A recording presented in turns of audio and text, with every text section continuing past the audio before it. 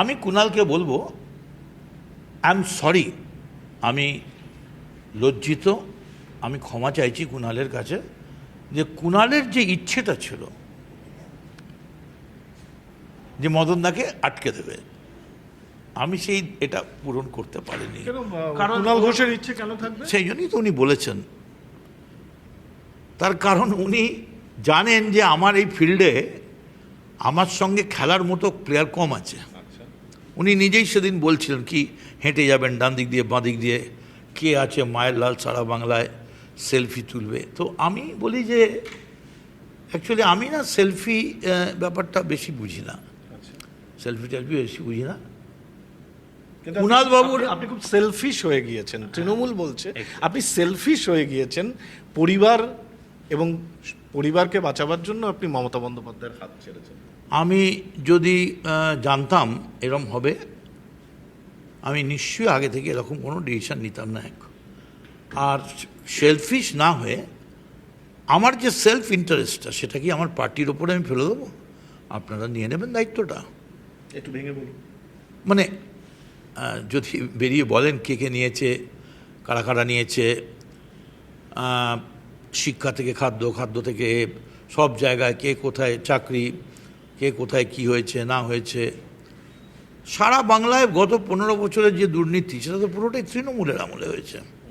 আমি কাউকে মিন করছি না, কিন্তু আমি খালি বলতে চাইছি কুণালকে যে আপনার মনোবাঞ্ছা আমি পূর্ণ করতে পারলাম না। আমি যদি জানতাম তাহলে নয় আমি ওদের বলতাম তোমরা আমাকে আরও 2 ঘন্টা আটকে রাখো, কারণ 8টা বেজে গেলে কুণালের তত্ত্বটা মিলে যাবে।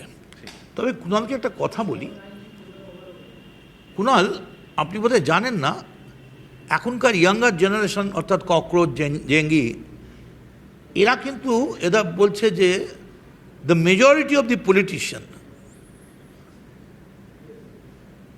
they have become all power broker and politics has become the last resort of the scoundrels.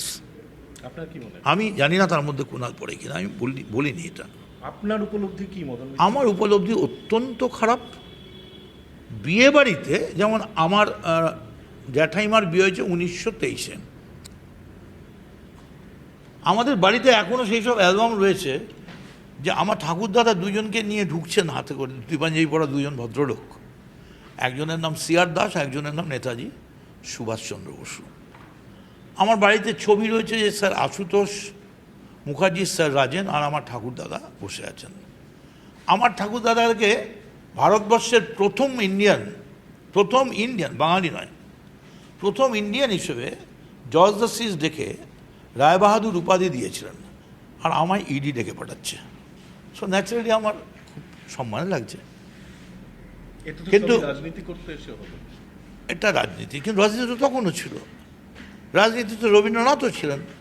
Rabindranath কংগ্রেসের সভায় এসে বক্তৃতা করেছেন, গান বেঁধেছেন। রাজনীতি মোহনদাস করমচাঁদ গান্ধীও করেছেন, বারবার জেলে গেছেন।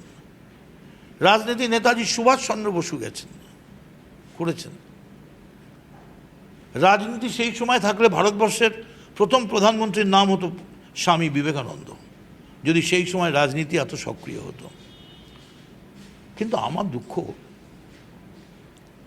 যে এই যে কুণালবাবু আপনি যে আচ্ছা উপলব্ধির কথা, সেই যে মানে এই যে রাজনীতিটা করলেন আপনি যে কথাটা বলছেন এটা তৃণমূল বা বিজেপির বিষয় নয়, এটা খুব বড় কথা বলছেন আপনি। আমি বলছি এই যে আপনি কি লজ্জিত? না, লজ্জিত, ভীষণভাবে লজ্জিত, কুণ্ঠিত, এবং বারবার আমার মনে হচ্ছে উৎকণ্ঠা আমার লাগিয়ে কেউ যদি প্রতীক্ষা থাকে সেই ধন্য করিবে আমাকে, কবি লিখেছিলেন। কিন্তু আমাদের জন্য কেউ উৎকণ্ঠায় প্রতীক্ষায় থাকে না, কারণ কেউ আমাদের বিশ্বাসই করে না।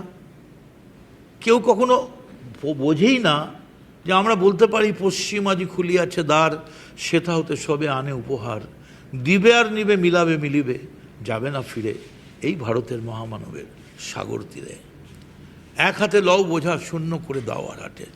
লজ্জিত বোধ করছি। বিয়েবাড়ি হলে প্রথম নাম কে পলিটিশিয়ান, কে এমপি, কে নেতা, তার নাম ইনভাইটিভ, কারণ তিনি আসলে বাড়ির শোভা বাড়বে। সেখানে এখন নাচনেওয়ালি, গানেওয়ালি কত কোটি, কত বড় প্যান্ডেল। তাজমহলকে উদয়পুর থেকে বোলপুরে আনা যায় কিনা,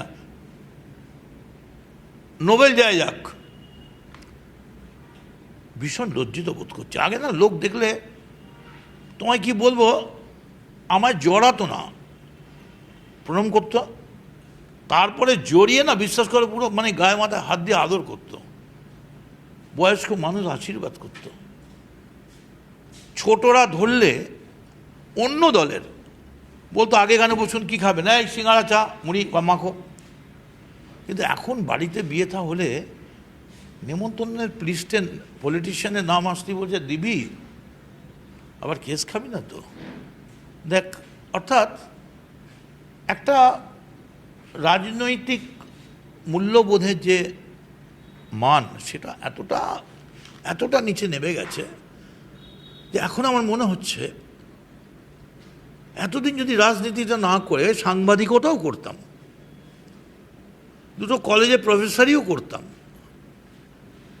যদি প্রফেশনাল বক্তা হয়েও 50 টাকা 100 টাকা ভিজিট নিয়ে ঘুরে বেড়াতাম, আর কিছু না পারি যদি লিখতে পারতাম,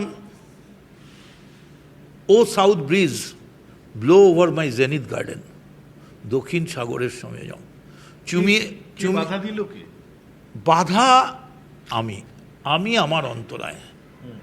আমি নিজেকে ঘৃণা বোধ করছি যে আমি কি করে এখন এই পলিটিক্সের সঙ্গে জড়িয়ে আছি।